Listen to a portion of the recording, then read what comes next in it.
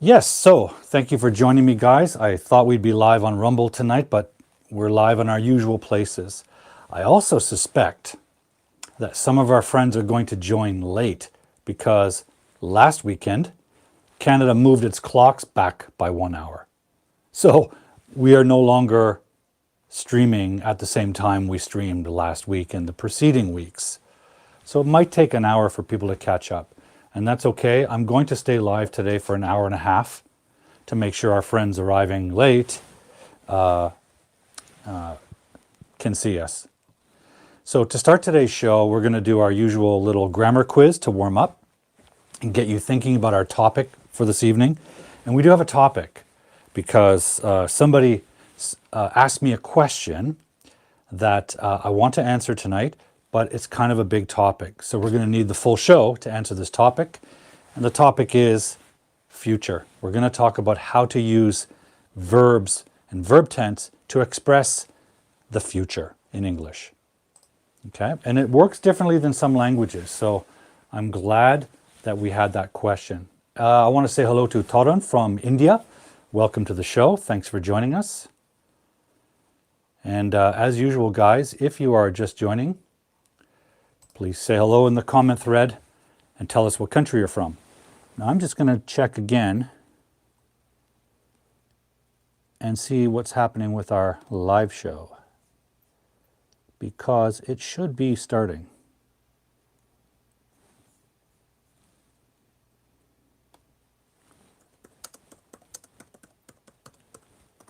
So I'm just going to send them a message to make sure they can find us. Because there does seem to be a problem. Bear with me, folks. I'll be right there. Just going to post a link to make sure everyone finds us.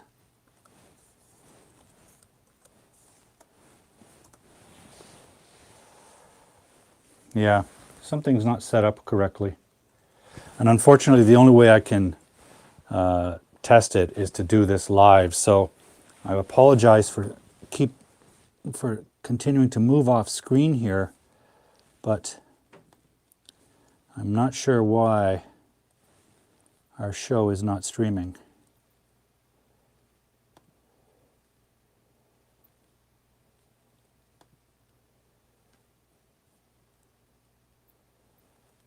Bear with me one moment, folks.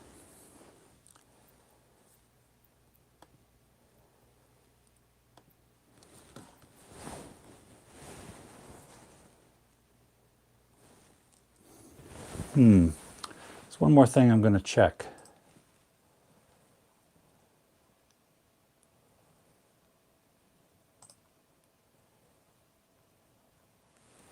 Well, I think I found the problem.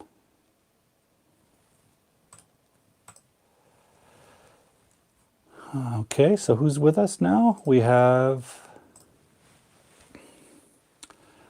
Renato P.S. or Renato P's. Welcome, Renato, whichever you prefer. I see Bargain Betty 99, longtime viewer, longtime friend of the show. Let's see. Yes, we are now live on Rumble. Thank you. Seems to be working. Took a little doing, but it seems like it's working, folks. Yes, so let's start again. I decided to move all of my live streaming away from YouTube and onto Rumble because Rumble offers some support for live streamers like me that YouTube does not offer. So in the future, Rumble will be the only place that you can see this show. So keep with me and keep subscribing for updates. But please go to Rumble and follow the show there on Rumble. And I'll put the link in the chat. Where is it? I'll put it in our chat thread. Well, I can't seem to find it. A little unorganized here tonight, folks, but we'll get there. Just need a moment. Okay, so I'm going to put the link to my new channel that I have set up on Rumble.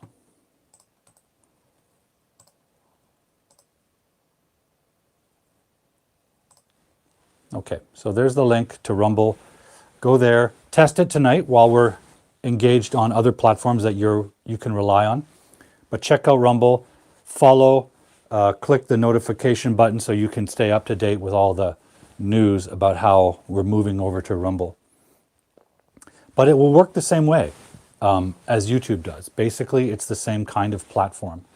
It's a Canadian company that offers different support for live streamers. So it's better for me and better for the show to continue on Rumble. Okay, guys, so in a moment, we are going to do our little grammar quiz and test your knowledge and get you thinking about grammar. And as I mentioned, today we're going to answer a question that someone asked me about how to use the future, how to talk about the future. This is a common question. Okay, so Lolly says Rumble is unavailable in France currently. Okay. There will still be other ways to watch the show, but stay tuned, stay with me, stay connected, Lolly, and we'll make sure you can see the show. Well, if you guys are ready, I think we might as well just jump right into our quiz. So give me a moment here. Okay, so tonight's quiz is related to tonight's grammar topic. And what I'll do is I'll bring it onto the platform. And let's do a quiz. Now, this quiz is a word scramble quiz. We've done those before. Let's see how you do. So, if you're ready, we have 6 questions. Let's go, and I want you to put your answer sentence in the chat thread. So we have sentences to unscramble. I want you guys to put them back in the right order.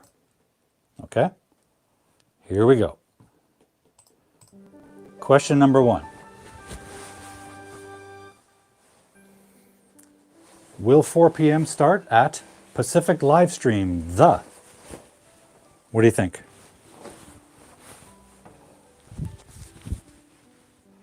What do you think about that? Let's see your answer in the comment thread.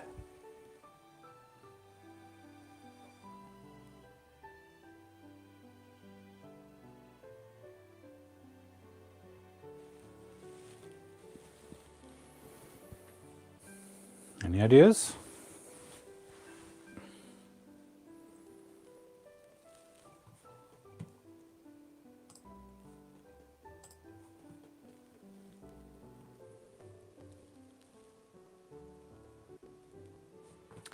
Okay, we're starting to see some answers.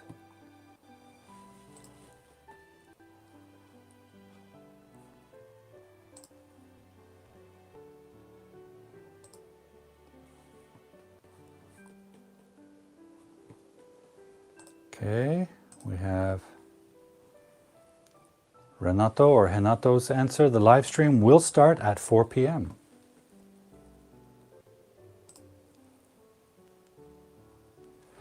We have someone joining us named Yo You. Do this help people to speak fluently? Well, if you want to speak fluently, you want to also speak accurately. Fluency is just the ability to produce language, right? Without pauses, without hesitations. That's fluency. Proficiency is the ability to speak clearly and accurately and communicate clear ideas. For that, you need grammar. And that's what this show is all about. Okay, we have Berta's answer. The live stream will start at 4 p.m. Okay, good.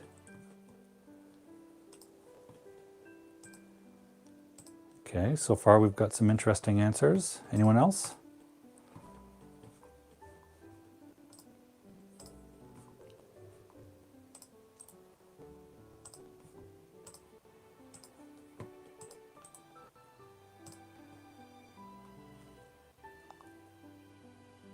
Nobody else, huh?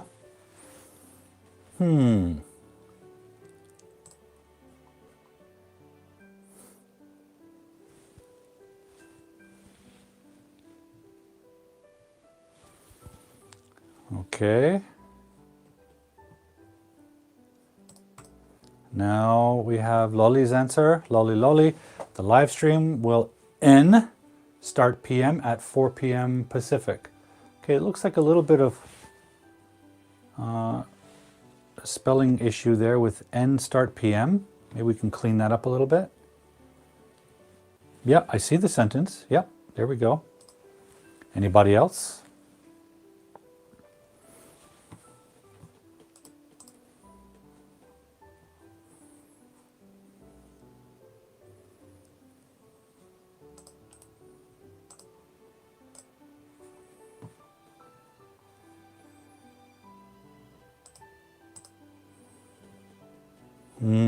Okay, well, let's look at the correct answer.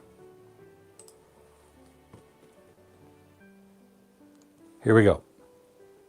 Let's start with the. Then let's get a subject there. The live stream. Well, what about it? Well, the live stream will. Now, when you use a word like will, or could, or should, or can, or shall, or ought to, or had better, or must, or might, those are modals. Immediately after them, we must have the base form verb. The verb in its basic form.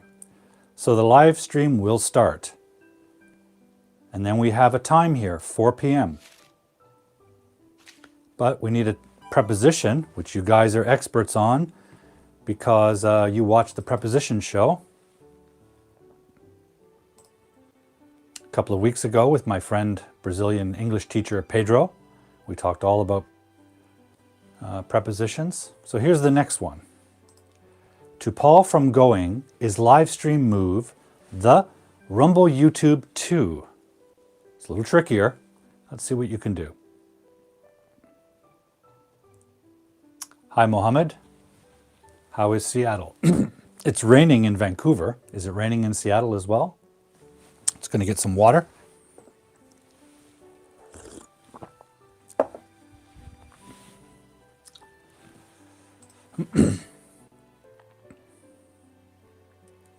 What do you think, guys?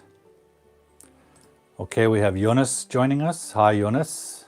Hopefully you're doing well. Let's see, Jonas. Let's test your grammar skill. Can you unscramble this sentence? To Paul from going is, live stream, move the Rumble YouTube to. What do you think? Fabulous skill testing question for you.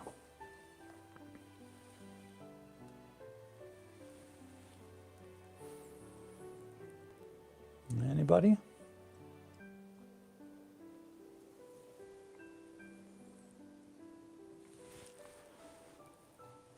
It's getting tricky. I found the last few weeks when we did the quizzes, you guys got them pretty quickly. So I thought maybe I'm giving you too easy of a quiz. Yes, it was a rain in Seattle this weekend. Okay, interesting. Oh, this morning, yeah. For those of you who don't know, Seattle is on the west coast of the US, and it's about a 3-hour drive, very close to Vancouver, where I live. So I am basically directly north of Mohammed, just by a couple of 100 kilometers. Seattle is the closest city to Vancouver, just over the American-Canadian border. We have the same kind of weather. Rain, some rain, and more rain. It rains all the time in the autumn and the winter. A lot of people think Canada is just snow. That's actually not accurate. A lot of Canada gets a lot of snow because it's cold and north. But on the west coast, we do not get a lot of snow. It's rare. Maybe one day a year, and then it melts and rains. Okay, we have an answer here.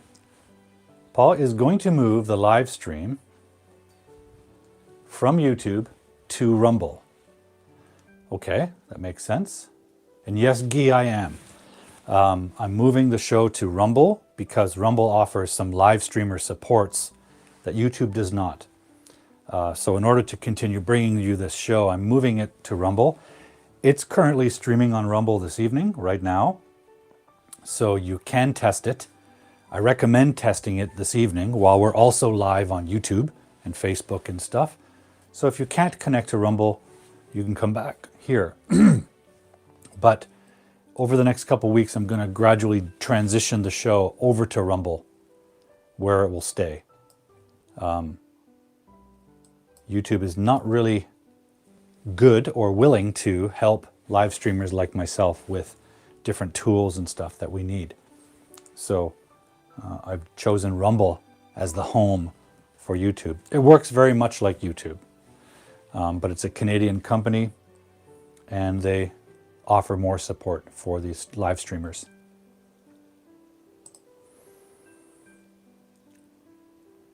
Okay, you agree with Guy. Seems like you're being lazy, Renato. You can't learn English if you don't use it. So I recommend using it.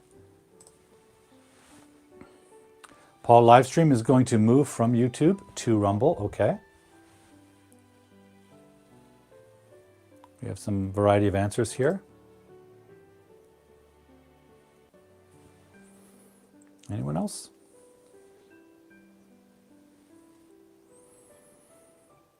Okay, well, let's check it out, guys. Again, we have to start a sentence generally with a subject. You can have other things before the subject, such as time adverbs, but let's start with subject Paul.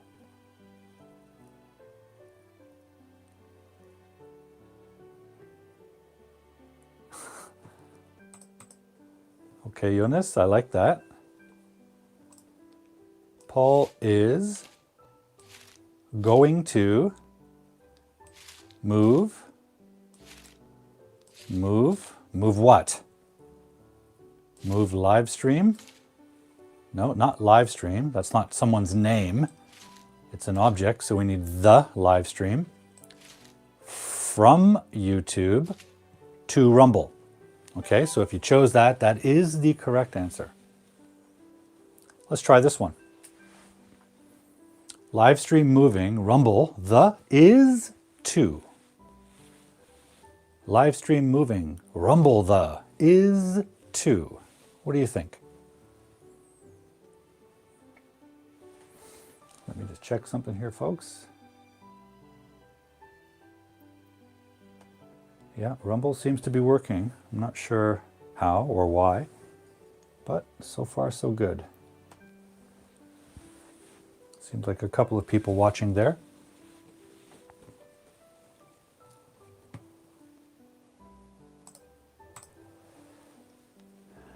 How are we connecting to Rumble? Okay, so it depends.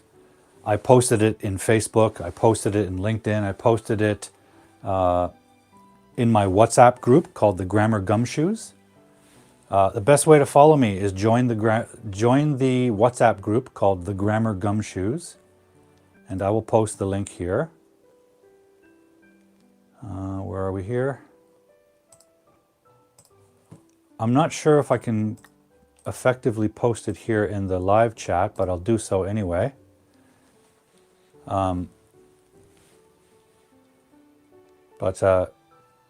Yeah, just connect with me on social media. Pay attention, right? There's a lot of stuff on social media, but find my stuff. Because I posted the link to Rumble everywhere. If you're on Instagram, you can find it in my profile. If you're on Facebook or LinkedIn or TikTok or my WhatsApp group, you'll find the Rumble link there. But I did put it here. It's up higher in the chat. Can anyone confirm that clicking that link will take you to Rumble? Can someone test that for me? Okay, we have Guy's answer, we have Jonas, we have Berta. Okay. Yeah, guys, can someone test the Rumble link? that I put in the chat thread. I'm not even sure if you can see it, but it'd be great if you could test it for me. Okay, well, let's take a look at the correct structure here. What do we have? We have the live stream.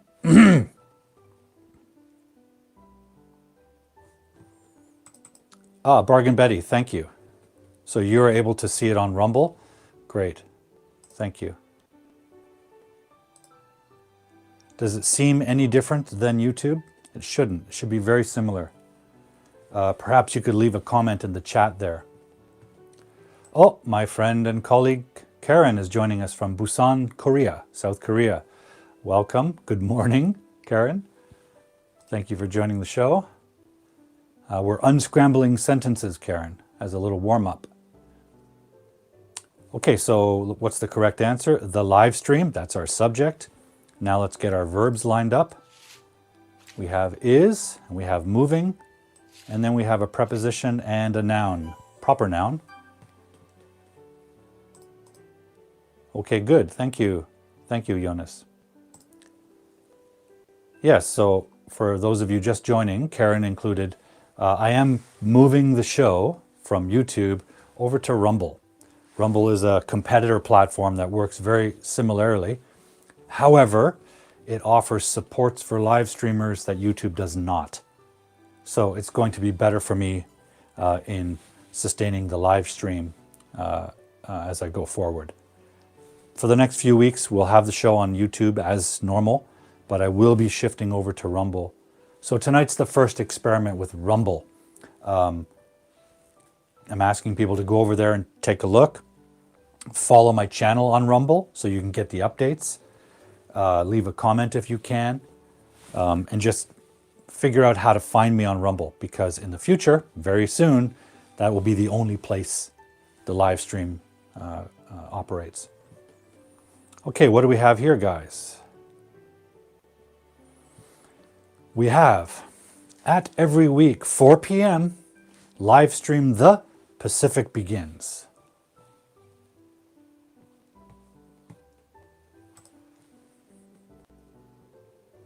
Yeah, it's not that popular yet, but it's a competition to YouTube, and they have this policy where they do not censor or remove or cancel anyone. So one of the, in my opinion, negative effects of Rumble is that there's a lot of conspiracy channels and stuff like that that probably would get canceled off of YouTube. They're on Rumble. Now that's not why I'm going there. What I do like about Rumble are the supports it offers live streamers, and I'm one of the only English teachers streaming there. So it's sort of a fresh start for video live streamers. That's what I like about it.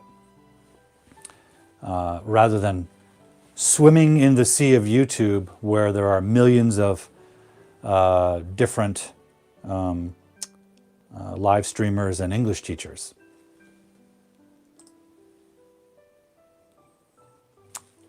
Okay, the live stream begins every week at 4 p.m. Okay.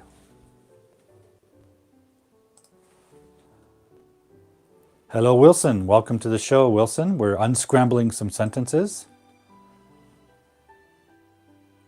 Great.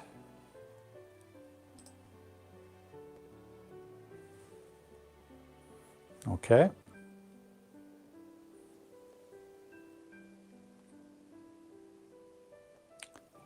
Okay, let's see. Anyone else want to try this sentence? Anyone else have an idea?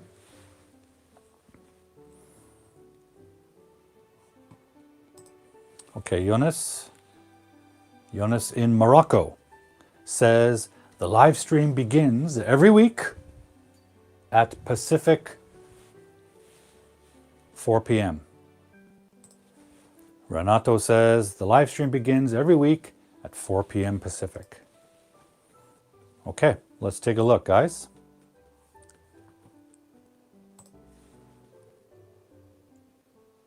Oh, we have Oasis from Haiti is not on the building, in the building.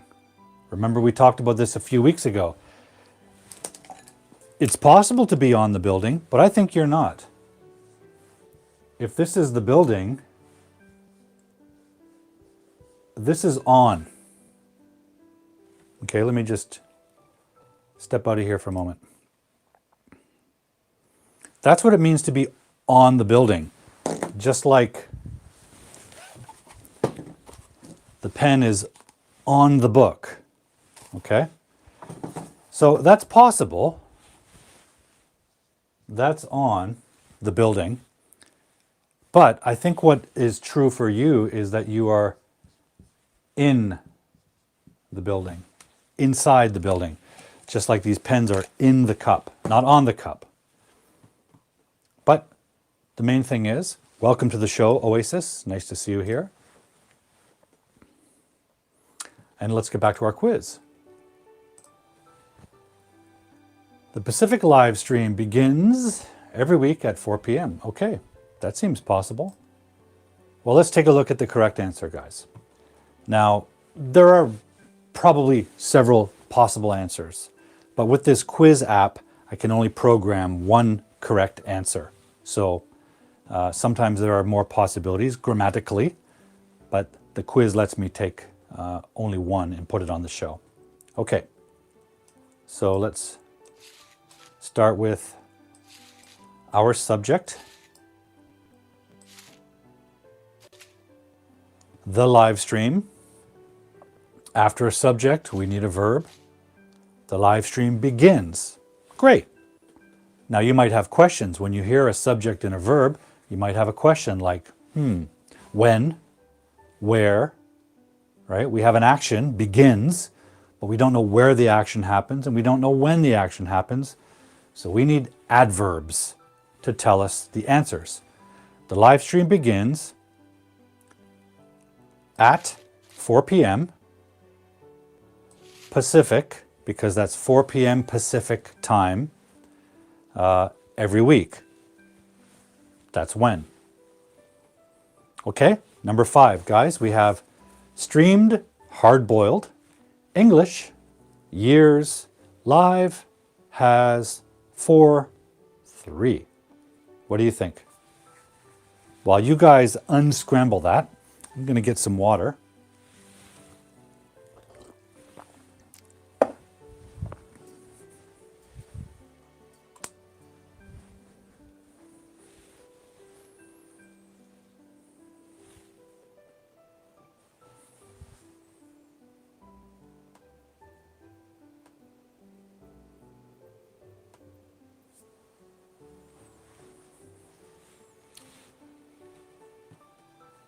What do you think?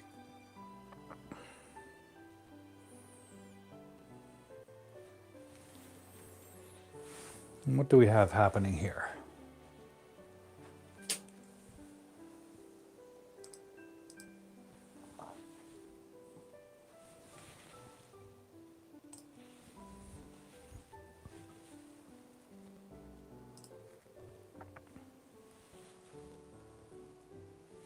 Sorry guys, let me just adjust that.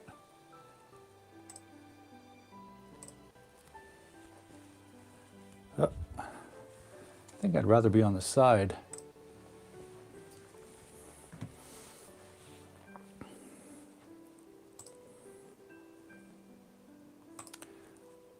Okay, so Jonas says Hard-Boiled English has streamed live for 3 years. Okay.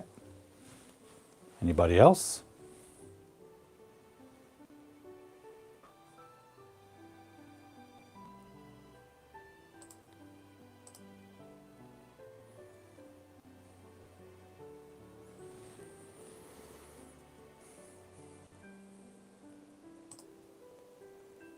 What do you think, guys?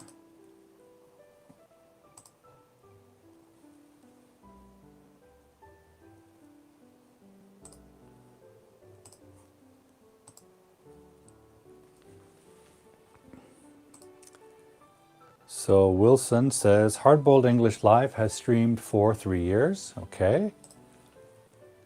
We have Lestari says, English has Hardboiled Live streamed for 3 years. Okay. Lots of different answers on this one. As you know, I usually make these quizzes progressively complicated. So the first one's sort of easy. Number 2 gets, excuse me, harder. Number 3 gets harder. Number 4, excuse me, folks. My voice seems dry today. Forgive me. So now we're on number 5 out of 6 questions. This one's probably going to be tricky. But it gets you thinking about things we're going to talk about tonight.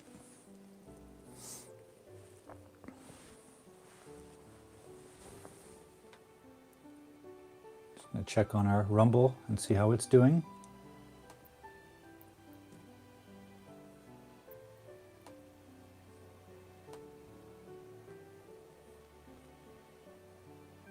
Seems okay.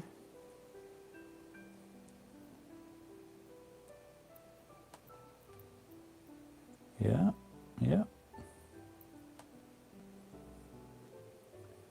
I think once we get this going, you're going to find Rumble a very nice platform to use. I really enjoy some of the features that YouTube simply doesn't have. Okay, so Guy says, Hardboiled English Live, streamed for 3 years. Well, you're missing one of the words. Guy, come on now.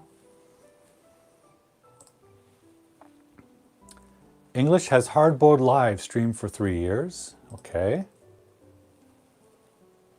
Did I miss somebody?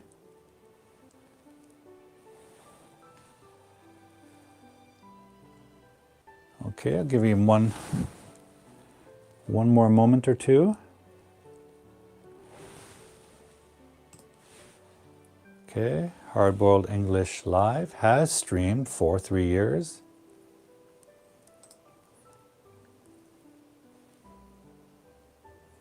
Okay.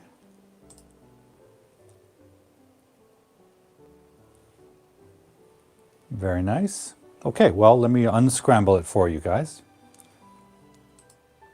So we need a subject. In this case, the subject consists of several words. Subject of the sentence isn't always a single word. It could be 1 word, 2 words, it could be 10 words, it could be an entire clause or sentence. For example, the name of the live stream is Hard-Boiled English Live, right? That's basically 4 words. So the whole thing is the subject. So what did the subject do? Well, we have a couple of verbs here. We have streamed, but we also have has.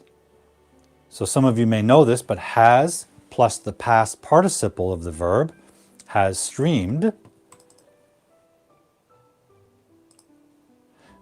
is present perfect, right? So we're going to use present perfect here. Hard-Boiled English Live has streamed. Okay. For how long? Well, here's the answer. For 3 years. That's the time duration from the time it started to the time of the present, which is today. Yeah, good recovery, Guy. Yeah, excellent. Okay, last one, guys. Since streaming, August English 2020 has been live hard-boiled. What do you think about this one, guys? Again, I'm just going to get some water because I'm drying up. What do you think?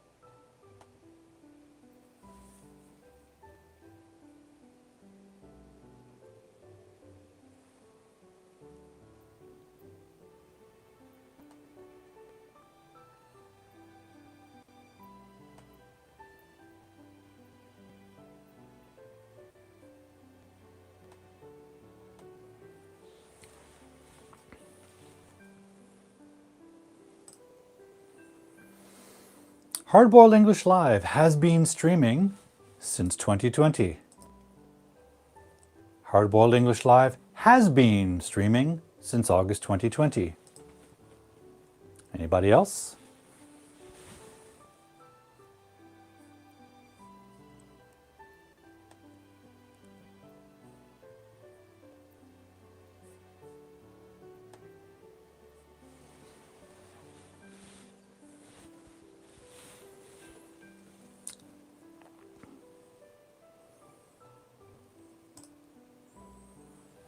Hardboiled English Live has been live streamed since 2020.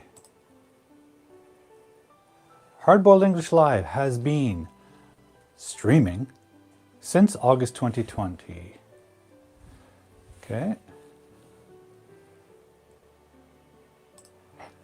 Yeah, it's tricky, right? Okay.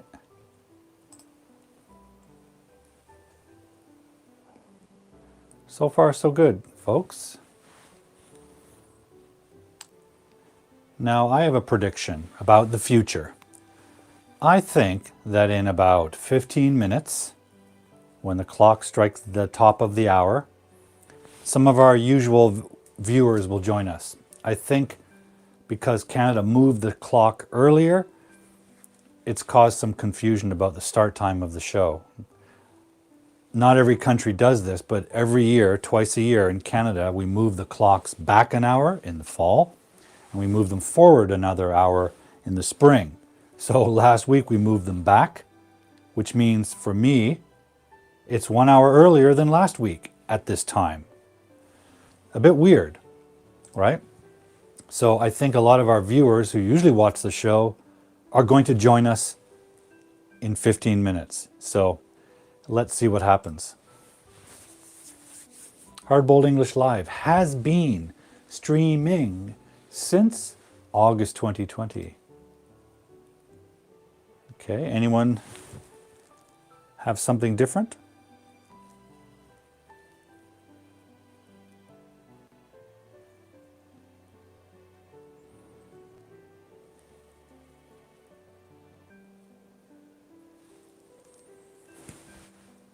What do you think, folks?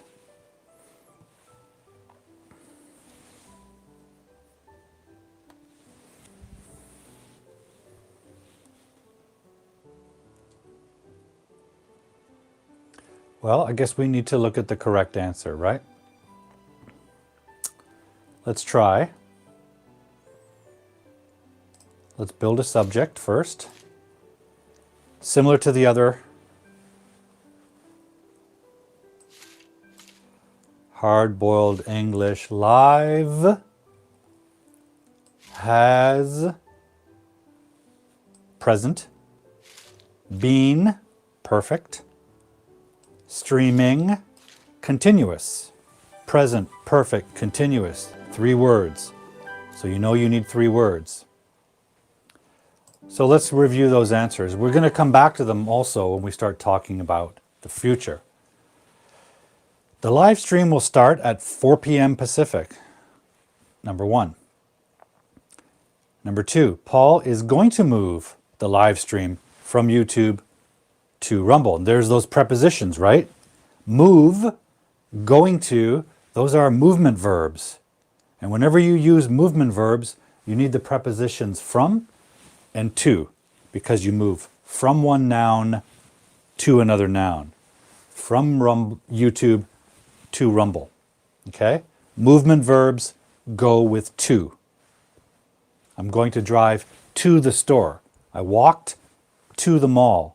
I'm taking a plane to Brazil. Okay? Number 3, the live stream is moving to Rumble. Right now? Maybe. The live stream begins at 4 p.m. Pacific every week. And this week, 4 p.m. Pacific is different than last week, 4 p.m. Pacific. So please check your converter apps, your time zone converter apps, and find out what 4 p.m. Pacific is in your country. Number 5, Hardboiled English Live has streamed for 3 years. And then finally we have Hard Boiled English Live has been streaming since August 2020. Now actually guys, that's true. It's actually a fact. This show has been streaming since August 2020. That's when the first episode streamed. And you can even see that first episode on the YouTube channel. It's archived. Back then, I wasn't dressing up as a detective. I hadn't really figured out what to do with the live stream. I was just streaming every week and answering grammar questions. I had earphones on. I had a really rudimentary mic system. It was pretty rough, but it was exciting to be able to connect with viewers around the world. And that's why I did it. I wanted to connect with people who were locked up because of the pandemic. So they were at home alone. They weren't able to go to language schools. They weren't able to speak to their friends, talk to their teachers, and get their questions answered. So I started live streaming in August 2020. And now it's November 2023. So we're past 3 years, right? I think this is episode number 121, maybe. Actually, probably 130, but several of the episodes that we streamed, we had internet trouble. They didn't record nicely. The signal was terrible. Audio was terrible. So I threw those in the garbage. So I think, according to the archive on YouTube, this is number 120 or number 121. Number 121, I believe. My point is, ultimately, thank you very much for watching this live stream. That's what I really want to say about this. We've been streaming for 3 years, and some things have changed. Some things haven't. Still me. We still have guests every once in a while. Some of our viewers, like Mr. Wilson from Ecuador, have been guests on this show. So it's been a wonderful experience, but it hasn't been easy. There are complications, and there are challenges, like any kind of project. And one of the things that presents a challenge to me is the time. Another thing that presents a challenge is putting everything together. You know, in order to get everybody watching the show, I have to spread out across a lot of social media platforms. Right now, this thing is streaming on YouTube, Facebook, LinkedIn. Where else are we? Twitter, Twitch, FC2, and recently Live Space, a gaming platform, predominantly gaming, and Rumble.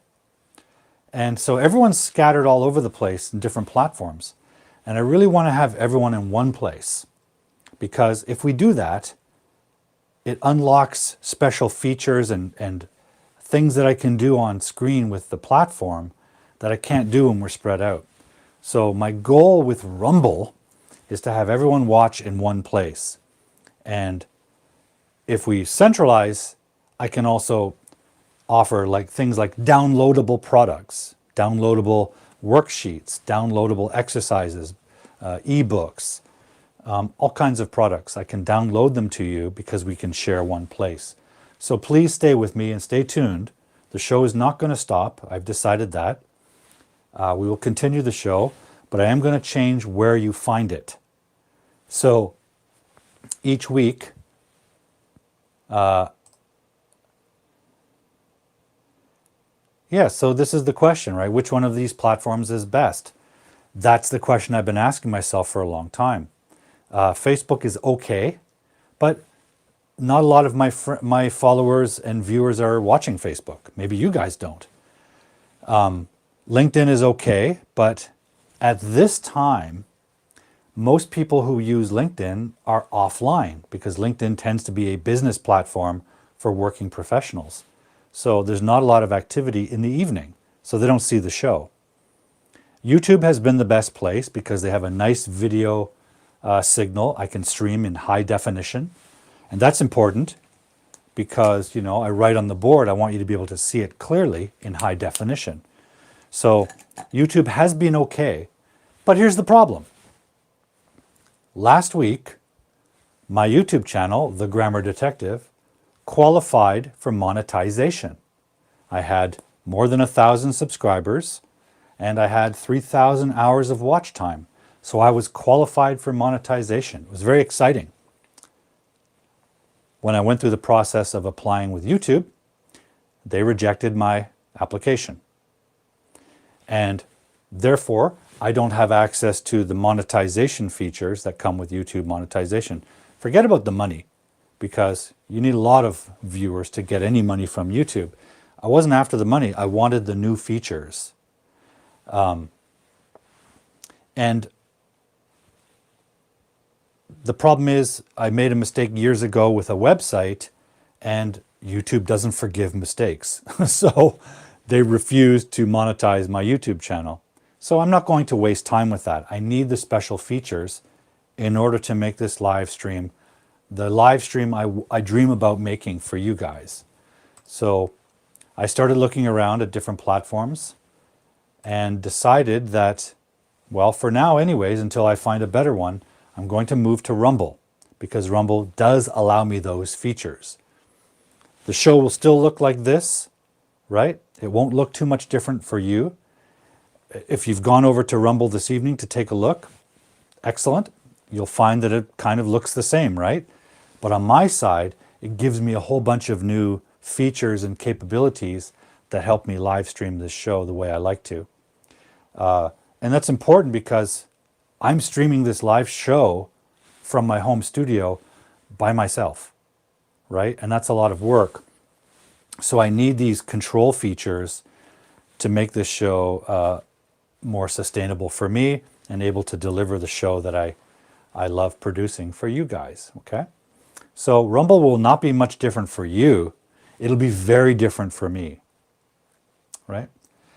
In the new year, I'm also going to introduce a platform that's going to be like a classroom where we can live stream, you can participate in my courses. I have online courses. There'll be materials there. There'll be monthly Zoom classes. We can interact together. There'll be a community chat like a WhatsApp, everything in one place. That's kind of my goal for the new year in January 2024. I want to put everything in one place so that you don't have to follow me on Facebook and LinkedIn and Instagram and TikTok and WhatsApp and LinkedIn and YouTube and all these new apps. I really find that not very effective. So in the new year, we're going to gather in the Grammar Detective Club, and everything will be there together in one place. We'll be able to chat on WhatsApp in the club. We'll be able to see the live stream in the club. And Rumble is key for me to doing that. So stay tuned, lots of changes coming. Which reminds me, I should remind everybody how to stay in touch, because there will be a lot of changes coming, and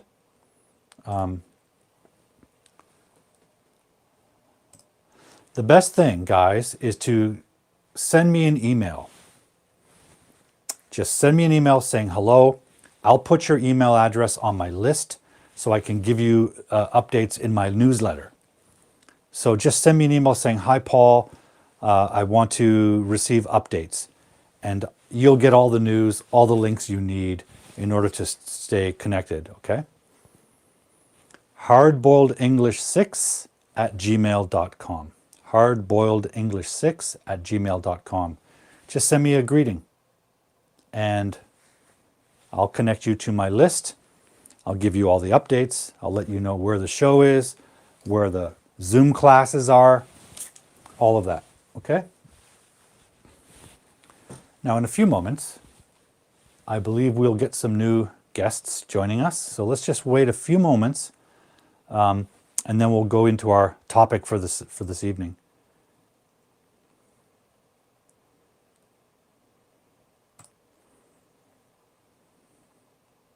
The live stream is starting 4 p.m.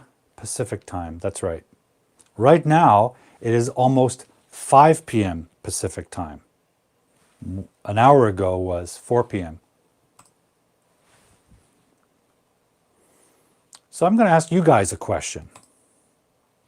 So let me see here. Let me add a question.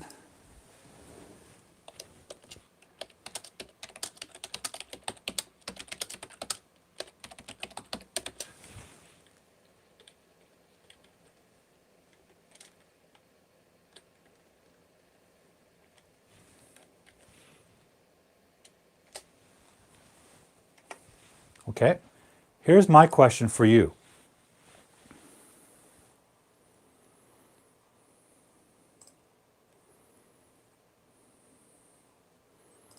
What are your plans for this weekend? What are your plans for this weekend?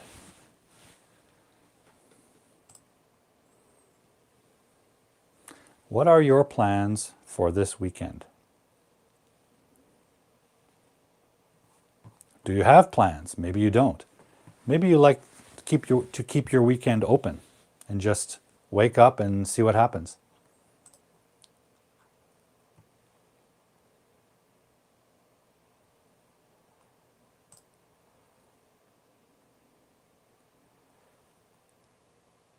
Okay, so I guess you have to sign in, Wilson.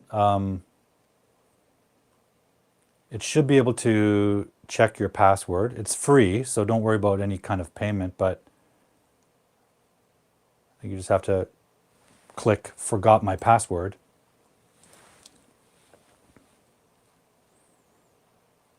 I'm planning to be at home. Okay. Anything specific, Renato? Any activities or hobbies you're going to do?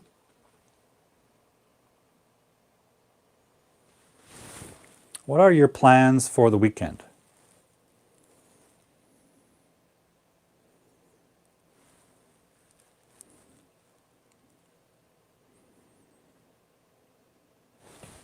What are your plans for the weekend?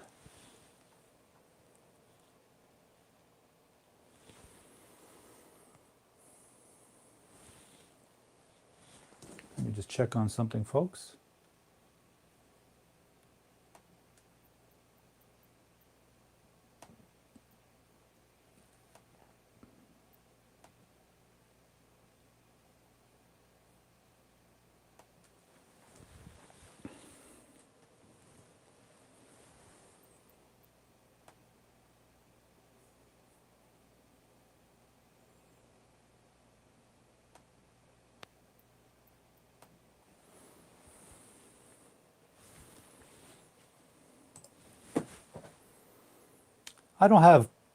I don't any plans for this weekend. Okay, Lolly, we need a verb here because do not is an auxiliary verb.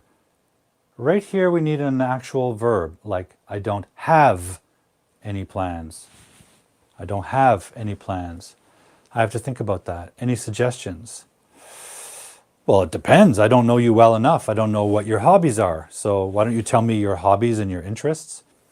Weekends are always a good time to go to have a lunch or a dinner or go to a movie. Okay, I need to finish some works. Okay. Artworks or school homework or work, like business work. I will be sewing something I need to finish. Okay, Guy, interesting. I'll be sewing something I need to finish. Sounds like that's a hobby, or is that your job? I don't know. Fascinating. What do you like to sew?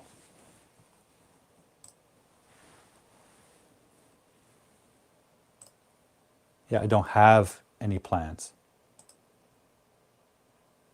Always need a verb.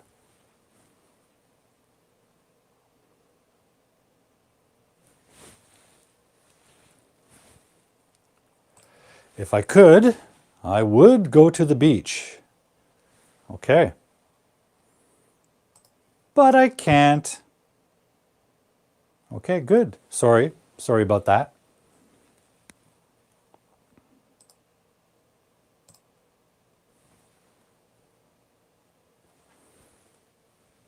Okay, as I thought, several people have joined the live stream.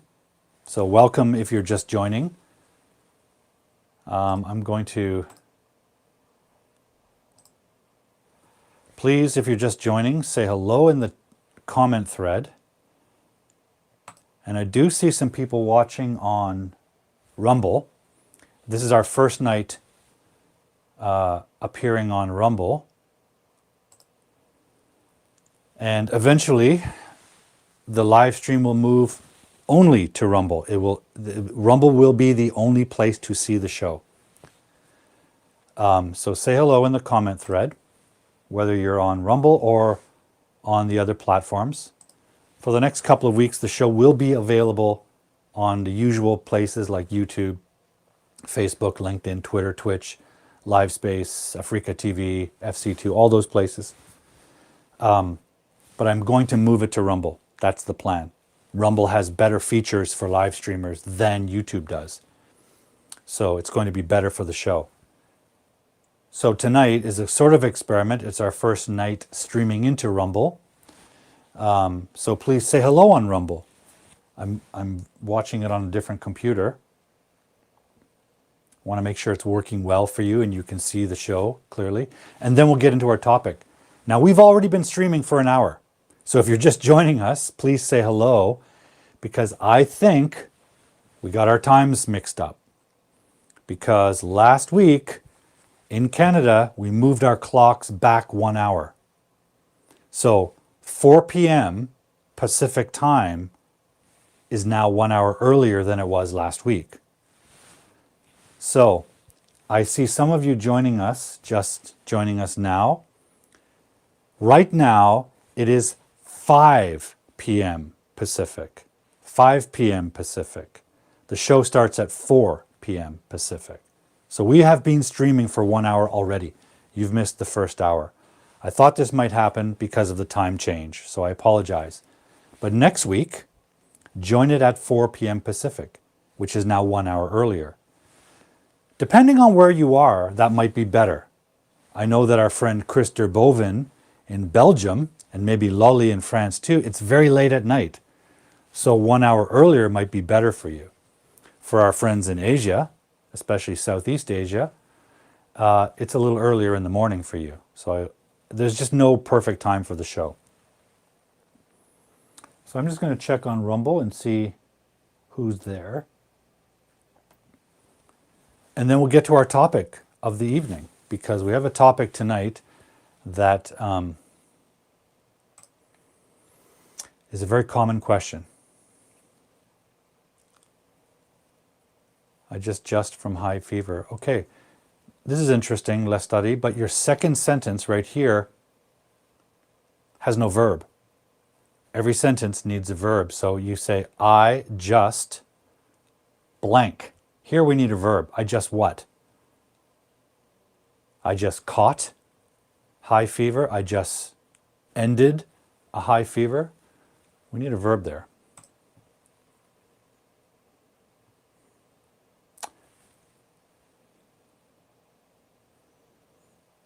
Okay, so it looks like we have 7 people watching on Rumble. If you're on Rumble, please follow so you can get updates about times and stuff from Rumble, because soon Rumble will be the only place for the live stream. Okay, guys, I think it's time to jump into our topic of the day.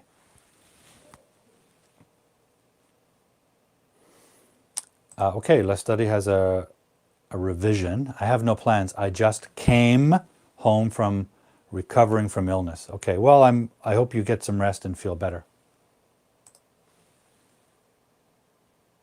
Are both a hobby and work? Okay.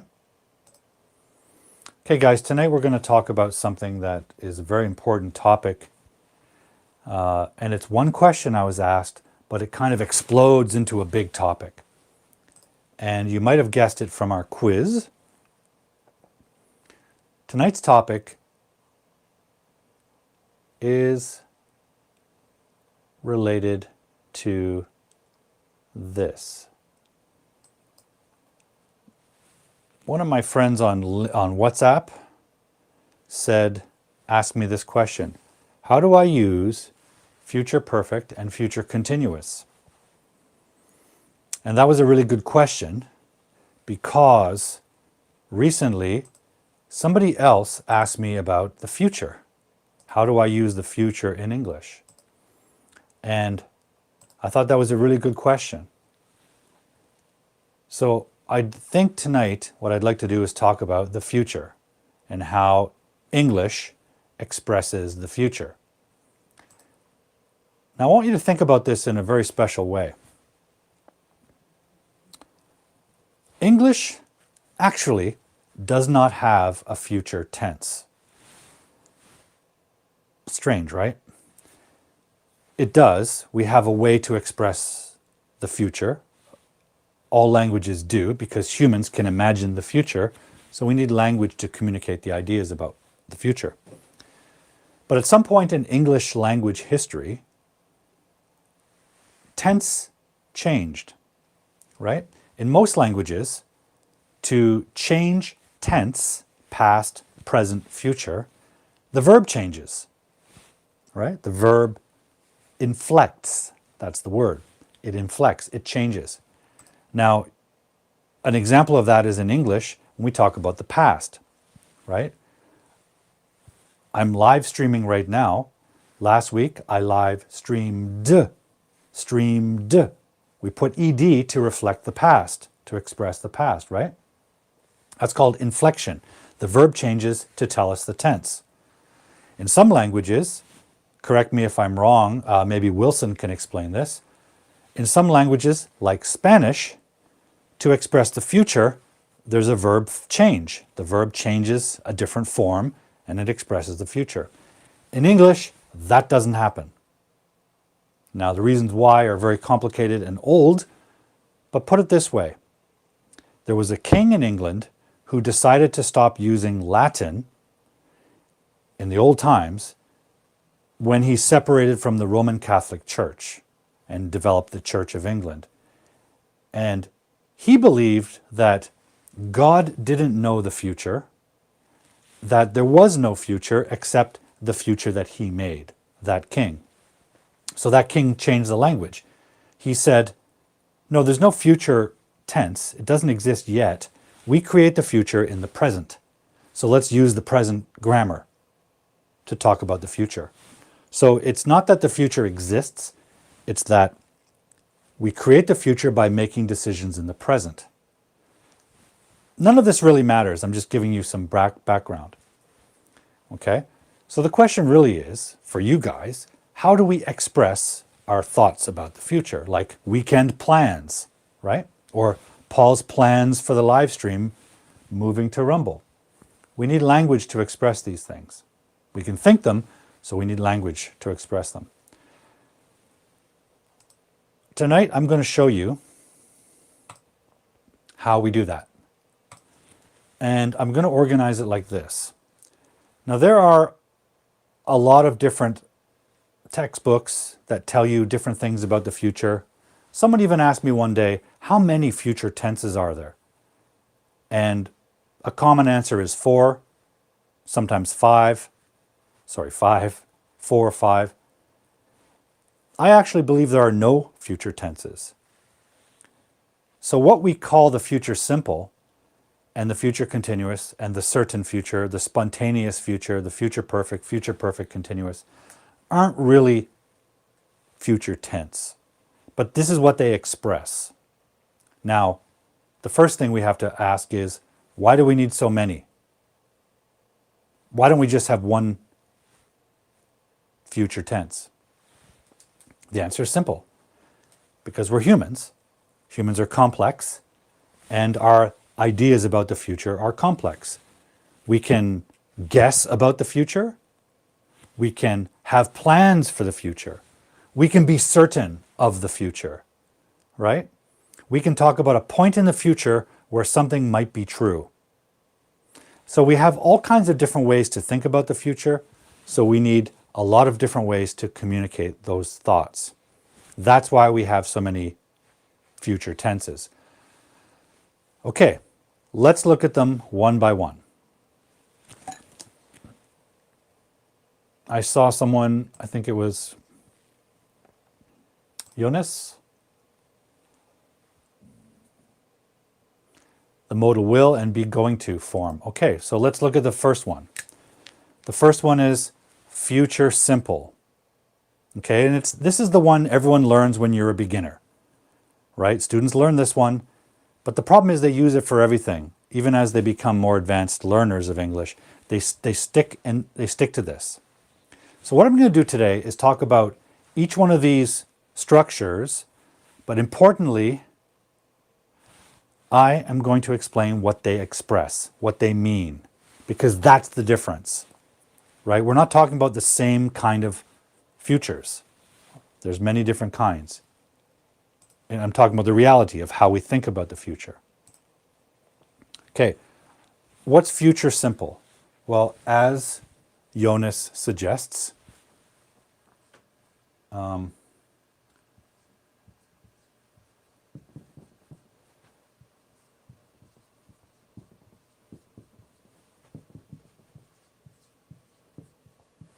about something like this? This is what we call future simple. And it's the simplest form. It's the simplest structure, the fewest number of words. We have the modal, let's say we have a subject, we have the modal will, then we have our verb, and then we have an adverb of time. Okay? She will graduate in 2024. This is the simplest kind of future. Will plus base form verb, right? Every time we use a modal, it doesn't matter if it's will or could or can or should or may or might, the verb is in base form. That's an iron rule in English. Modal plus verb in base form. Right? Everyone knows how to make future expressions like that. This is the first grammar form students learn, right? That's why it's simple. It's easy to learn. But it's a problem because it has a specific idea that it expresses. And what that idea is, so let's make a category here called meaning. We're going to look at what these mean. And this means guess or prediction. So when you want to guess about the future, or you want to make a prediction, what you believe will happen, this is what you use. So, when you're learning English, it's the first future you learn. And then you use it for everything, for all your future expressions. That's not how a native speaker does it, though. A native speaker uses this most of the time to express guesses and predictions. Okay? So, it's not enough just to learn this future. You need more futures to talk about other kinds of future. This is for guesses and predictions. Now, you'll notice the subject is she, right? So this is not a plan. This is not my plan. I'm not telling you that it's my plan she will graduate. I'm guessing she will graduate. I don't control this. This is not my plan. It's her plan. It's what I think will happen in this future, in 2024. I think this will happen, but I'm not sure, and I don't control it. So it's a guess. It's like saying, you will win the lottery. You will win the lottery. I don't control that, and you don't control that. It's a lottery. But I believe you will win. Something like this. I think it will rain tomorrow. It will rain tomorrow. Do I control that? No. Is this my plan? No. I want a sunny day. It's not my plan at all. It's my prediction about something I don't control. Nature. I don't control nature. If nature has plans, I don't know about them unless I see the clouds. If I see the clouds, I have an idea that in the future it will rain. That's my prediction. It's not my plan. Okay? Very important to understand that. Predictions and guesses. That's when we use this. So if you said to me, hey, Paul, what are your plans for the weekend? I wouldn't use this. I'm a native speaker of English. I wouldn't answer you with this kind of structure. I would not say, I will go to lunch with my wife. I will exercise in the gym. I will prepare next week's live stream. I wouldn't talk like that, because this form, will plus base form verb, is for guesses and predictions. And I do not guess and predict my own behavior and my own plans. That's strange, right? We don't guess at our plans. Hey, Paul, what are your plans for the weekend? I will win the lottery. I will go to lunch with my wife. I'm not guessing about my plans. If I am, it's not a plan, right? My wife might have a plan for me, and I don't control it and I don't know about it. So I could say, I think I will go to dinner with my wife, but it's not my plan. So how do we express plans?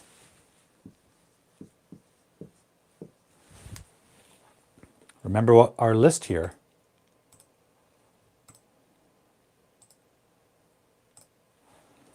So we have future simple, right? Will plus base form verb. And that means, that expresses guesses and predictions. Now we have to look at future continuous. And there are two forms, A and B. Okay? How do we do that? Well, we've already seen in Jonas's example.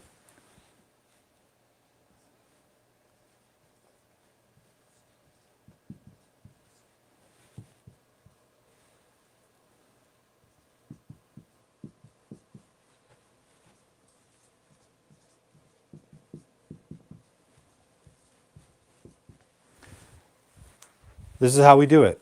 We have subject, we have be verb in present tense. This is the main action,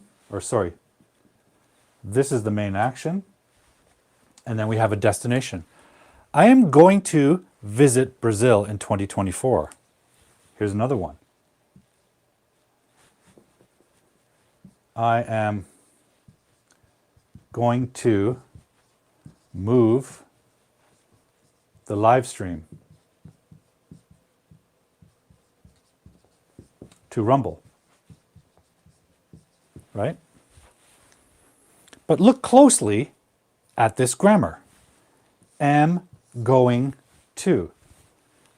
That's not future tense. That's present. Am, I am, going. That's present continuous. Just like right now I am standing. This is what I mean when I say English doesn't truly have a verb tense for the future. We just use present tense and we kind of push it into the future with expressions like this in 2024. Plus, we add the infinitive verb. Okay? So I am going to move the live stream. That's my plan. I control that. I'm not certain it will happen. The future changes, right? Doesn't exist yet. But today, this is my plan. And that's why we have a present tense verb form here, because it's my plan today. It's true in my mind today. It might change in the future. I don't know the future. I just have a plan for the future. So, is it certain? Today it is. It's a plan. But plans change, right?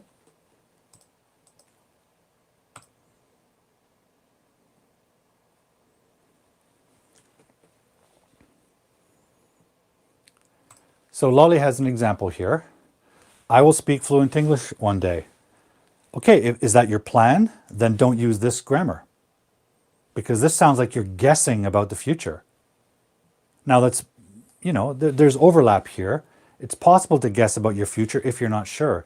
But if this is your plan, and you really want to make that happen, and I think you do, and I think you're working on it, you should say, I'm going to speak fluent English in the future. That's my plan. You're not guessing, and we generally don't guess about our own behavior. We guess about other people because we don't control what they do, and we guess about nature. It will rain because we don't control nature. But if you're talking about your plans, this is the better structure. Okay? Let's look at this example. So this is what we might call A. Let's look at B, present continuous, future present continuous. I am going to visit Brazil in 2024. It's my plan. It's my idea. And today, it's my plan. Today, it's my idea. Is it certain? Maybe. It's just an idea. But if you plan to travel, at first it's an idea. But as you get closer to the time, you have to make actions that make this more certain. For example, if I live in Canada, so if I plan to visit Brazil, at some point, I've got to buy an airplane ticket because I can't walk to Brazil. I can drive to the US, and I guess I could walk to Brazil, but it'd take a long time. I'm going to buy an airplane ticket. And if I buy an airplane ticket, I am more certain that I'm going to Brazil. Right? It's more committed. I've committed money to buying an airplane ticket. And then maybe I call and reserve a hotel or book a hotel online. Then I'm really committed. I gave them my credit card number. And then I call my friend in Brazil and say, hey, I'm arriving on January 7th. Can you meet me at the airport? Now somebody else is involved in my plan. So my plan becomes more certain, right? It's probably more likely to happen because I've committed resources, money, efforts, reservations, friends, I've involved other people. So how do we express more certain plans? Or what we might call appointments or commitments.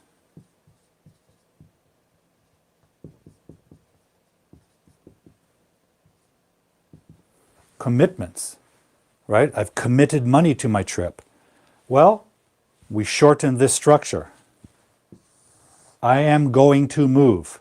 No, I am, sorry, not that one, this one. I am going to visit Brazil. No, let's make that more certain. I am visiting Brazil. Let's get rid of the going to. I am visiting Brazil in 2024.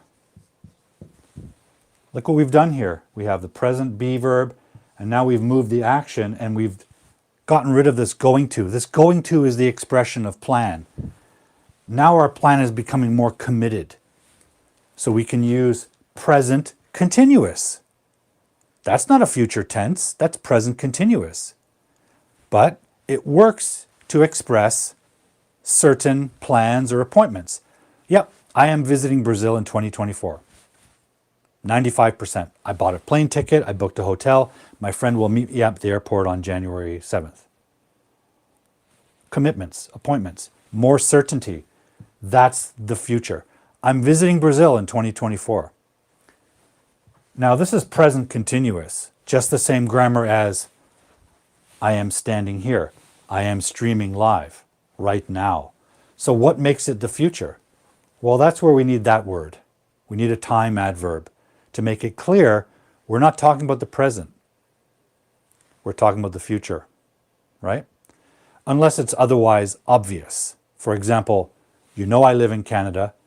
You know the Hard-Boiled English Studio is in Canada. If I said, I am visiting Brazil, you don't believe I'm doing it right now because clearly I'm live streaming right now from Canada. So sometimes context makes it clear that we're talking about the future, not now. But in general, you need a time adverb. So that's more certain. So now we have where's our chart? We have future simple, I will, plus base form. We have future continuous A, I am going to visit Brazil. Future continuous B, I am visiting Brazil. Now let's talk about something we call certain future. What is more certain than this one? I am visiting Brazil. Well, How about this? Okay, let's say, now the future is never 100% certain, but it can be like 98% certain. And when it's 98% certain, we use simple present.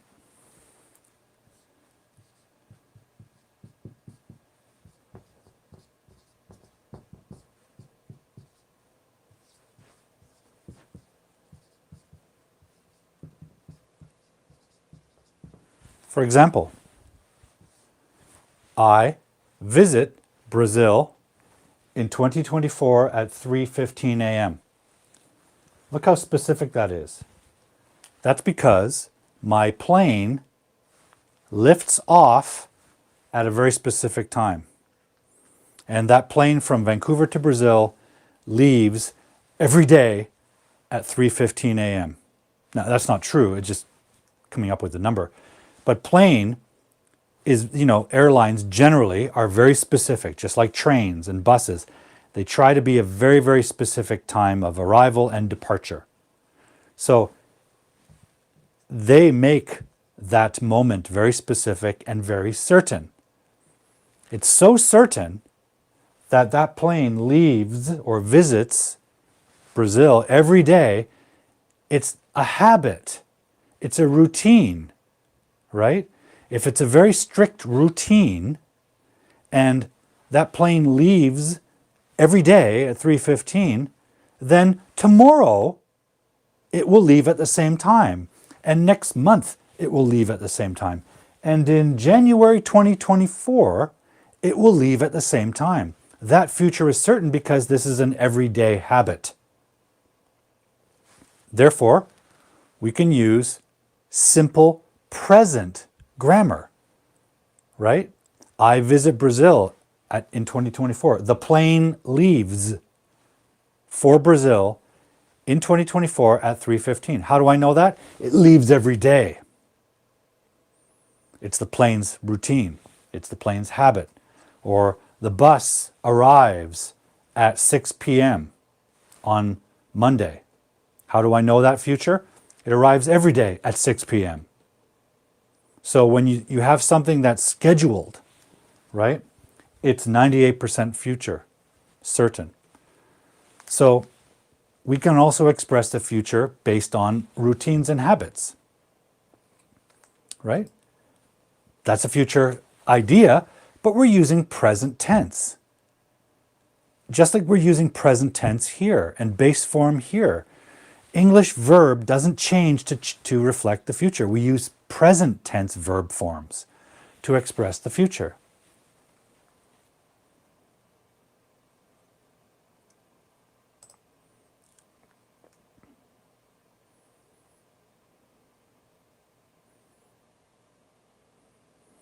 That's something different, and we are getting to it. But ultimately, it really doesn't matter what it's called. What it matters is what it expresses, the meaning it expresses, okay? So it doesn't really matter what you call this, but what we're calling it here is future continuous, right? A and B, we had am going to visit, and then B is more certain. We have am visiting. I am visiting Brazil in 2024. So that's A and B. And certain future is this one here with simple present. I visit Brazil at 3:15. The plane leaves. Leaves is simple present. I know that future will happen because the plane leaves at the same time every day. Right? Just like when the teacher says, you have a test next week. You have a test next week. Or next month, I have exams. Next month, the school gives us exams because it does that every November. So you can use simple present to talk about the future. Right? You have an exam next week. The show streams next Friday. Streams. That's the future. Why am I using simple present? Because the The show streams every Friday. It's a habit. And that habit makes it certain that it will happen again. Right? It's a routine.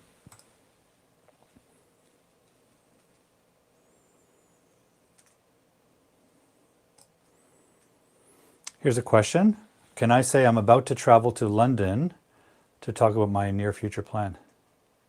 You can. It's what we wouldn't call that future tense, right? I am about to travel, so you're describing your state. Yeah, this isn't really future tense, but you're talking about plans. You're talking about ideas about the future in a different way. There are a lot of ways to talk about the future, right? We're talking about the ways that use simple present, grammar, future continuous, all of those things. They're using present verb forms. Yes, I'm getting to this, right? Quick decision, or what we might call, where's my graphic? So now we've talked about certain future. Let's talk about spontaneous future or quick decision. Because this one confuses everybody. Okay? So give me one moment. I'm going to clear the board. Again, I want to emphasize the important thing with these different structures is the meaning they communicate, like all grammar. So I want you guys to think deeply about that, because that's the key to using English. That's the key to using any language. Learn the grammar structure, sure. Not just to pass a test, not just to memorize it so you can call it by its name. Oh, that's future continuous, or oh, that's present perfect. That doesn't do you any good when you're communicating. What you need to know is what each grammar structure communicates, what idea, what meaning. If you know that, you can make the choice of which one to use when you're talking to your friends. Okay, that's why I'm always emphasizing meaning, because grammar is just structure. It's the structure through which we express meaning. Different grammar, different structure, different meaning. That's why you can't just use one future structure. You just can't use will plus verb for everything. You can't. Okay, quick decision, or what we might call spontaneous future. Now you guys will recognize this. You may not realize it, but you will recognize this. But there's a key to using this that is often misunderstood. Okay, remember what I said about will.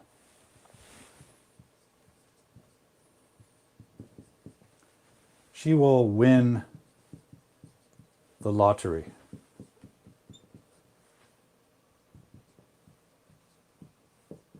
So you buy a ticket and they choose it randomly and maybe you win some money. So this is a prediction. You do not control this, and it's not an expression of your plan, right? This is what you think will happen in the future. Will win. Or, in my other example, it will rain tomorrow. That's not my plan. I don't plan rain. I don't mind it, but I don't certainly plan it, and I don't control it. So how can I make a plan? Yeah, I'm going to rain next week. Even if I planned rain, I can't make it happen.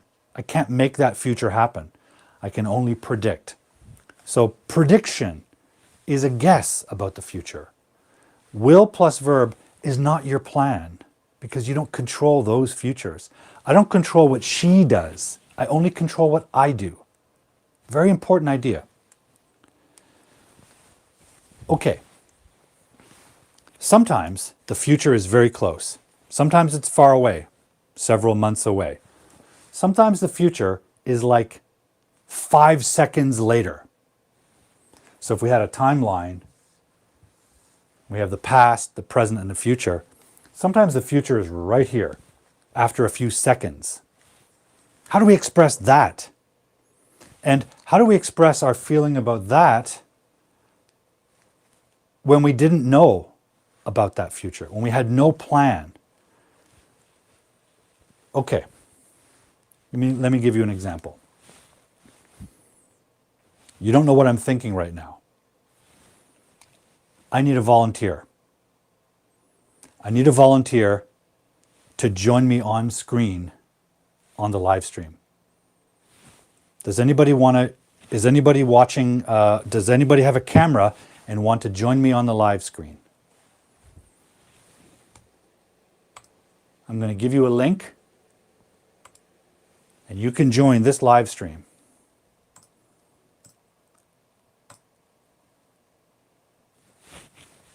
Who can volunteer? If we're in a classroom, a student would raise their hand. I need a volunteer to join me on screen on their video.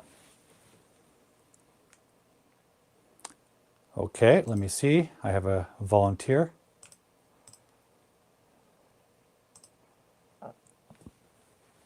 Who is this?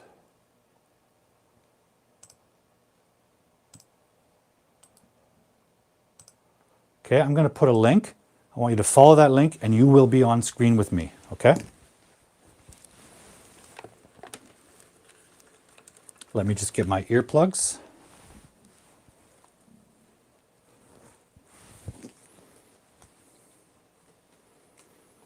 Who is my volunteer? Facebook user.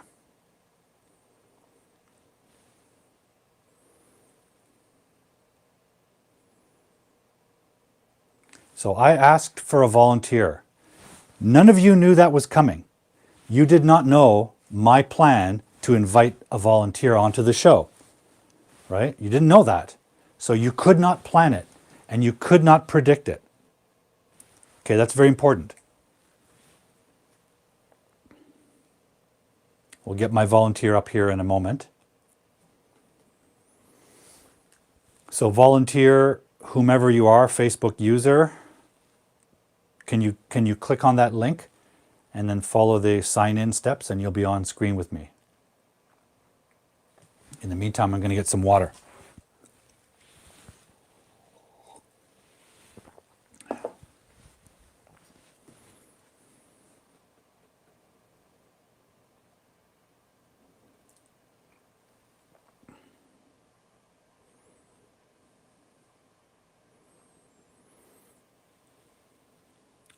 Yeah, so here we go. Here's Lolly's example. Someone knocks on the door. You don't know who it is. You're not expecting them. So you volunteer and you say, I'll open it. I'll open it, right? You had no time to plan that because you didn't know there was a knock coming. So in that moment, you make a decision to volunteer to do a future action. Now that, answering the door is going to take you 5 seconds to walk across the room to the door. Very short time, but it is the future, right? And on the way to the door, something else could happen to change that future. But it's the future. It's the immediate future. And you made that decision right then, spontaneously. Quick decision. You didn't plan that future. So we don't want to use the plan expression. Instead, we say, I'll open it.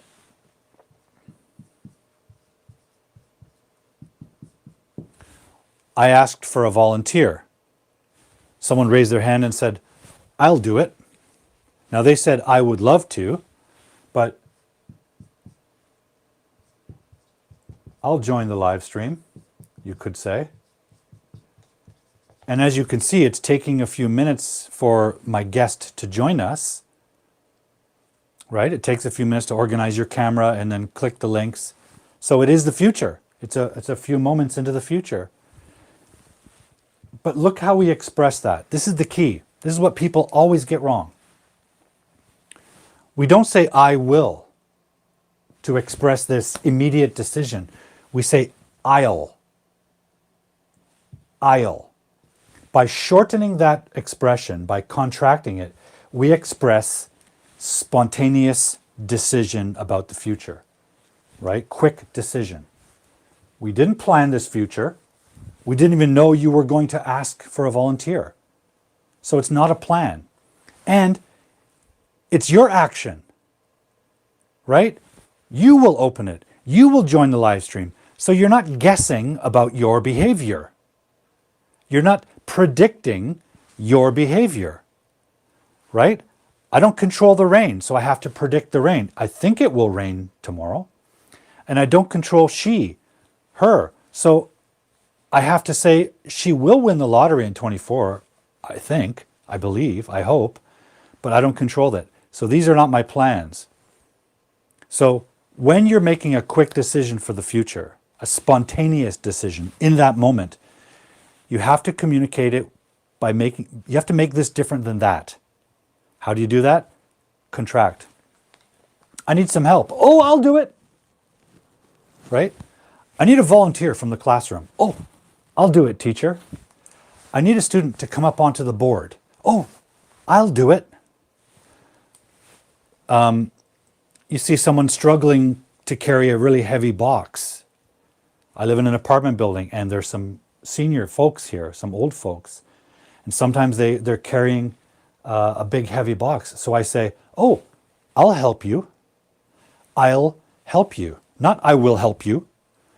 I will help you. Like I'm guessing about my future. No, I'll help you. That's how you express this idea of spontaneous decision.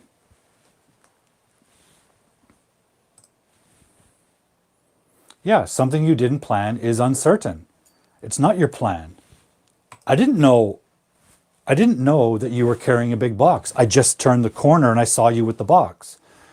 Nobody knew I was going to invite a volunteer to the live stream. I invited the volunteer in that moment. So they had no chance to plan that, right?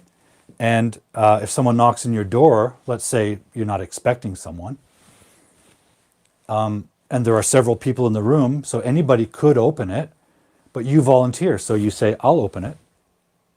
Not right now, it's going to take me 10 seconds to get to the door, so that's the future. So this is what we might describe as spontaneous decision or spontaneous future. It's a future that you didn't plan, you couldn't have, right? So that leaves us with future perfect and future perfect continuous. And future continuous, as I believe Wilson called it. So let's take a look at that. Again, I'm going to clear the board. If you'll allow me a moment. Okay, so remember guys, I'll, not I will, I'll, because we need to be different than this. We need to make it sound and read differently than the prediction, because we're not making a prediction. We're volunteering a future, right? We're making a quick decision in the moment. We need a unique way to express that is different than the guess or the prediction. So we don't say, I will help you. Sounds like a robot. If someone says, if I'm carrying a box and someone says, Paul, I will help you, I think like, well, you're not sure? You're guessing? You're not that doesn't sound like volunteering to help me, right?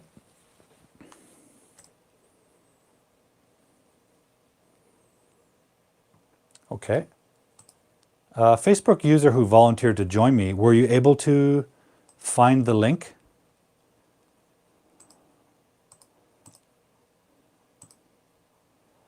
Okay, let's talk about future present perfect.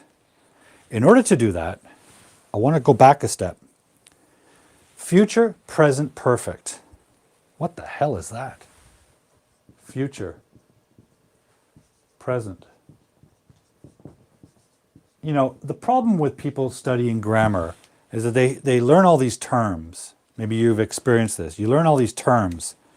What is this grammar called? It's called future present perfect. And one textbook is different than the other. And it sounds like it's a different grammar to learn. What I want to explain to you is that if you learn this, if you have learned present perfect, this is not a different grammar. This is present perfect, but it's been pushed into the future. So if you don't know present perfect, this grammar is pointless to learn. Okay? English grammar is built on the other English grammar. So let's quickly review present perfect. I think we talked about this a few weeks ago. If we have a timeline,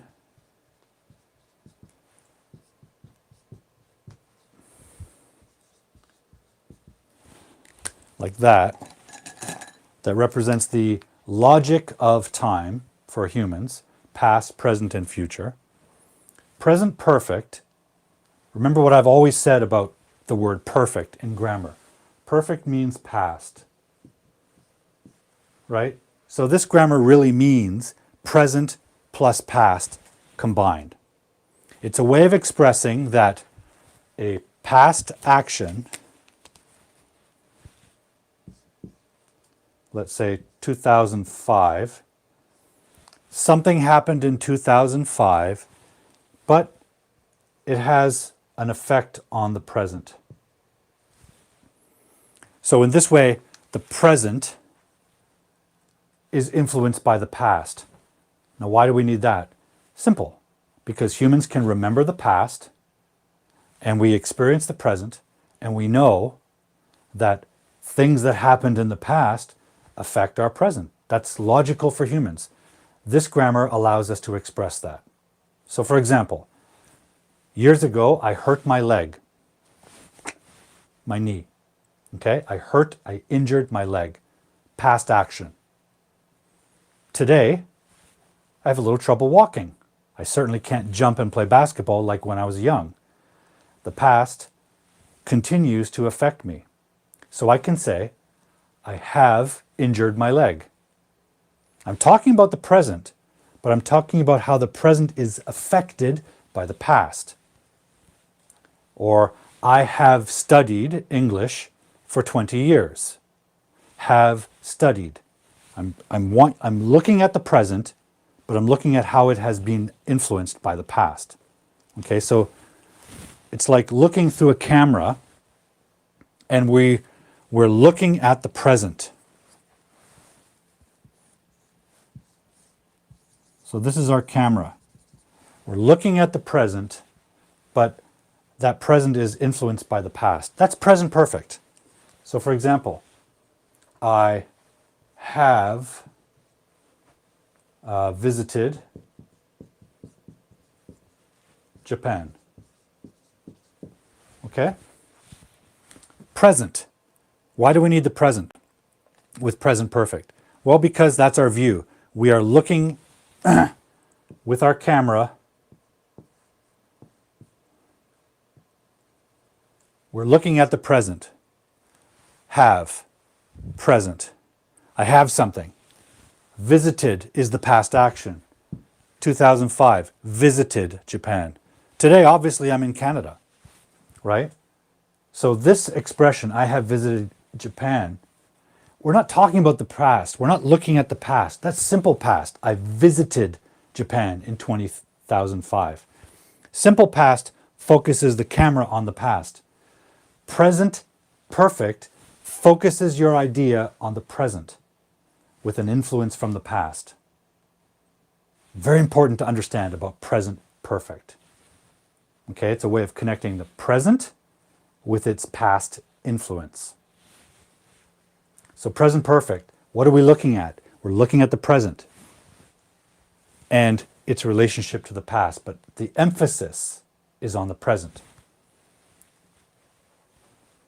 How does a past action like a visit, I'm clearly in Canada now, how does that action affect the present? Why do we need to use a present verb like have? Simple. That's an experience. That action is a past experience. And I'm a human with a memory.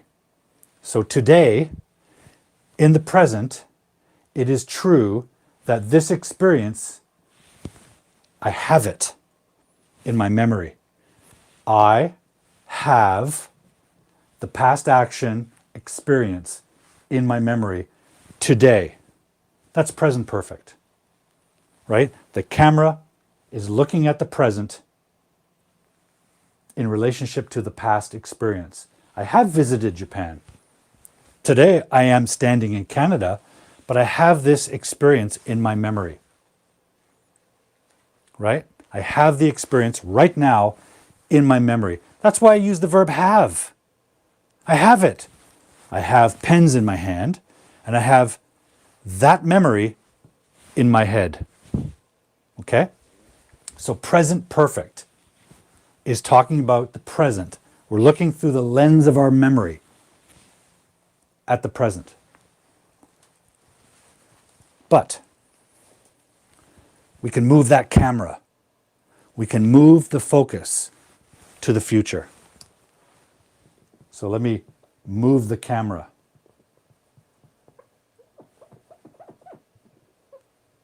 So I know it's a bit messy now, but my point was, if we think about what I have in my memory today, I have my past experiences. And today is what? It's November 10, 2023. What if we looked at January 1st, 2024? Will this be still true? Will that still be true in 2024? Well, if I continue to be healthy and my memory works, it will be true. So on that date,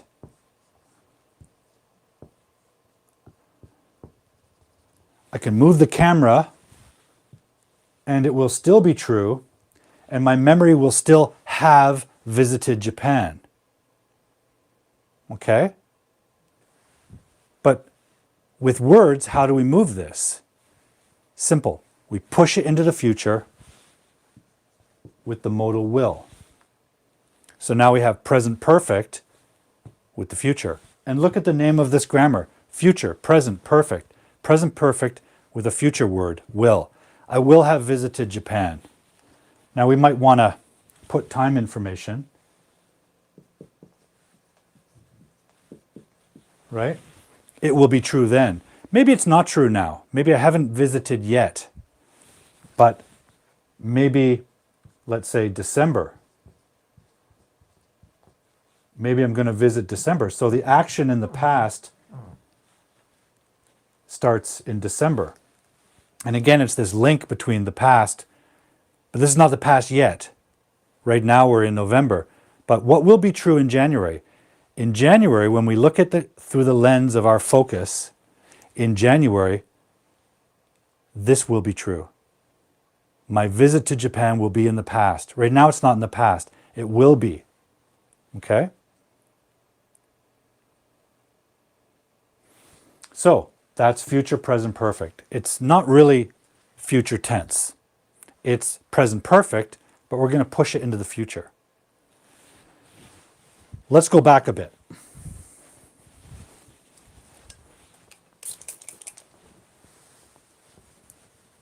Because everyone knows present perfect because they learn it.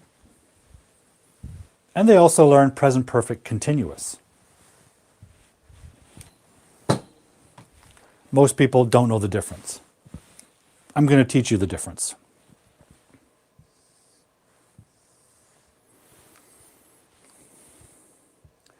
If we take our timeline and draw that, that's a very special grammar. It's not present perfect. It's what we might call present continuous. Right now, in the present, what's true? I am standing here. Am standing. Am live streaming, right? That's true right now. It started in the past at 4 p.m. Pacific, and I'm not done yet. We're going to continue into the future a few more minutes, right? Started in the past, it's true right now, but it will end in the future. So it's also temporary. I don't stand forever. Eventually I need to sit, okay? I am standing. That's the idea of present continuous. present perfect continuous is like this.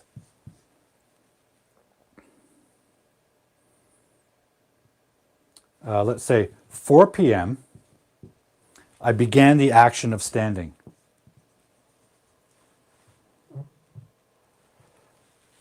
And I never stopped. So this is present perfect. I have stood since 4 p.m. I'm not done. So we're going to move into the future a little bit until 6 p.m. So if you're not finished the action and you're sure you can say that, that's when we use present perfect continuous. Present perfect continuous into the future. Present perfect, which means past. Present perfect past. Continuous. We're not done yet. That's the difference between present perfect, present, and the past. No information about the future. But if you know it's not finished, present perfect continuous. Not finished. Okay. Future continuous. Let's just take this and move it into the future.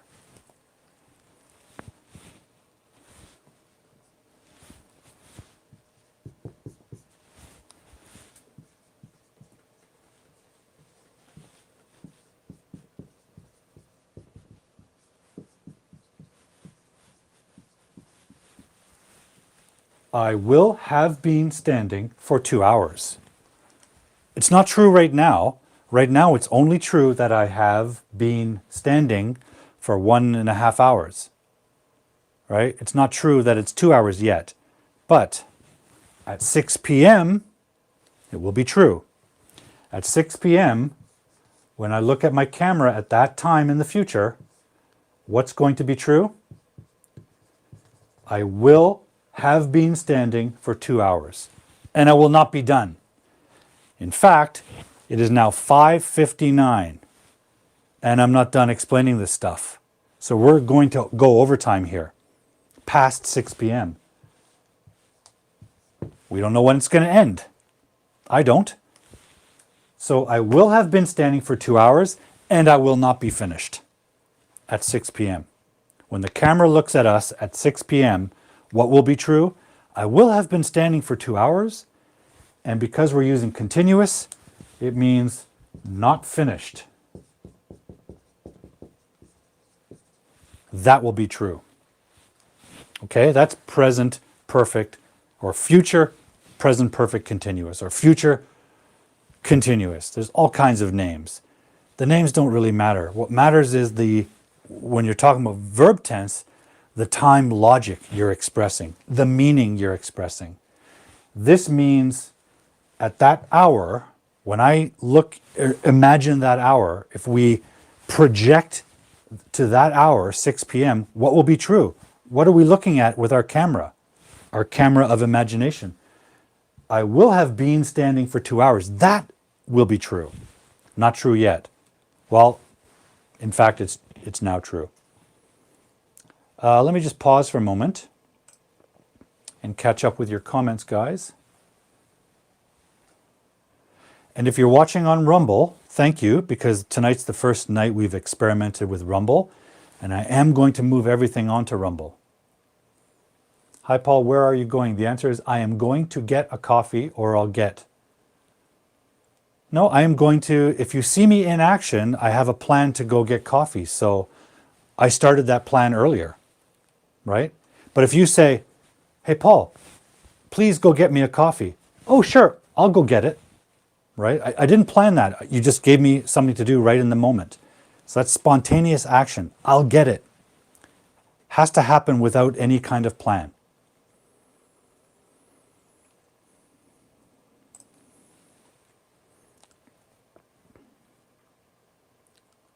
Yeah, I'll help you. Okay, so here you're suggesting, okay, I will. I wouldn't say that. It sounds really unnatural, right? I told you guys, I will, it will rain. That's a prediction or a guess. This is not a guess. You're not expressing a guess. You're expressing a willingness. a spontaneous decision. It's not a guess. You're not guessing about your actions. You're offering your action. So you have to pronounce it. I'll help you. I'll. Don't say this, I will. That sounds like a beginner. And here, okay, I'll doesn't work. There's no verb. I'll what? So if you don't want to repeat the verb, like, please help me. Okay, I'll help you. You don't have to repeat the verb, but you'll need to say, I'll do it. Right? I'll help you, or I'll do it. Okay, you need a verb. Every sentence needs a verb. Otherwise, guess what? It's not a sentence. I will have been waiting for my friend for 1 hour. Yeah, my friend hasn't arrived yet. And we need a specific time in the future. Like at 8 p.m., I will have been waiting for 2 hours, for 1 hour, and my friend will still not have arrived yet. It'll still be true. My waiting will be continued, right? That's the whole idea of continuous. Well, I hope, guys, you have a clearer understanding of the future. That difference between I will, or like it will rain, or she will graduate, and I'll help you, it's a huge difference. You have to contract to make that meaning. I'll help you. I'll do it. I'll join the live stream. I'll help you with the box, right? I'll open the door. That's different than I will. Yes, it's the same word, will, but it has to be used in contracted form. Otherwise, that meaning is lost. Okay, so if you remember nothing from this evening's show, remember that. Now, guys, we've been streaming for 2 hours, and I appreciate you joining me, but I better wrap it up because my camera will melt. I don't want it to melt. It's not my plan, but I'm predicting that the camera will melt. It might. So I'm going to say goodnight. I want to remind you guys, find me on Rumble because we are moving to Rumble. So I'm going to post the link here one more time. And I plead with you to find me on Rumble, subscribe to the channel on Rumble. It works just like YouTube. And try watching the show next week on Rumble, not YouTube. And remember, the time is different now. The show starts 1 hour earlier than last week because Canada's time clocks have changed. Okay, so those of you who joined us 1 hour ago, we had actually already been streaming for an hour because we started at 4 p.m. Pacific. Now, you guys are all younger than me, and you're technologically capable. So I recommend downloading an app that converts time zones. You put in 4 p.m. Pacific and you'll find out what time that is in your country. That way you won't miss the show. I use a time converter because I work with private students from all over the world and I need to keep up with their time zones. So if I can do it, you can do it. And that way you won't miss anything from the show. Thank you for patience. When I started the show, we had some technical problems with Rumble. Seems to be working great now. And I hope you'll find me on Rumble next week because the show will be on Rumble next week.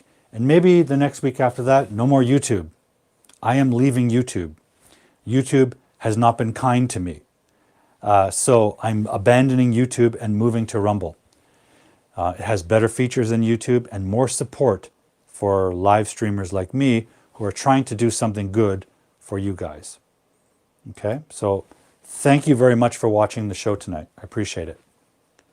I'm going to say goodnight because, again, my camera will melt in a moment. And my voice is going, so I think I have to stop anyway. So thank you very much for joining me tonight. Keep sending me your questions. Follow me on Rumble. Follow me on LinkedIn, follow me on Instagram, join my WhatsApp group, find me on Patreon. I'm all over social media and I shouldn't be hard to find, at The Grammar Detective, okay? I want you guys to stay healthy because health is very important in life. You can't do anything else if you don't have good health. So take care of your health, exercise, eat well, okay? Winter is coming. Bacteria is everywhere. People crowd together in indoor spaces if you're in a cold country. People get the flu. There's still COVID out there. Stay healthy and strong, okay? Keep learning English. Keep studying. Keep asking questions about English grammar, right? Keep asking me questions on the WhatsApp group. Join the WhatsApp group and ask questions, right? And until I see you again, guys, I want you to very, very carefully stay cool.